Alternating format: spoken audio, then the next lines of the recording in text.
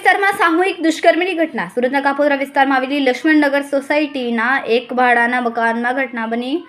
રત્ન કલાકાર પતિએ તેના 3 મિત્રો સાથે મળીને પોતાની પત્ની પર સામૂહિક દુષ્કર્મ આચર્યું. પ્રેમ લગ્ન કરનાર 25 વર્ષીય પરિણીતા સાથે થયા ક્રૂરતા. પીડિતાનો પતિ અને તેના 3 મિત્રો અજય, જગો અને ચિરાગ દ્વારા આચરવામાં આવ્યું દુષ્કર્મ. મે 2025ની રાત્રે દારૂની મહેફિલ બાદ આ કૃત્ય આચરવામાં આવ્યું. નશામાં ચોર પતિની હાજરીમાં તેના 3 મિત્રોએ વારાફરતી દુષ્કર્મ ગુજાર્યું અને મારઝૂડ કરી. નરાધમોએ પીડિતાને આ બાબતે કોઈ જાણ કરશે તો જાનથી મારી નાખવાની ધમકી આપી હતી. પતિ સતત તેના મિત્રો સાથે શારીરિક સંબંધ બાંધવા પત્ની પર દબાણ કરતો. કાપોદ્રા પોલીસે ગેંગરેપનો ગુનો નોંધીને પતિ સહિત 3 આરોપીની ધરપકડ કરી.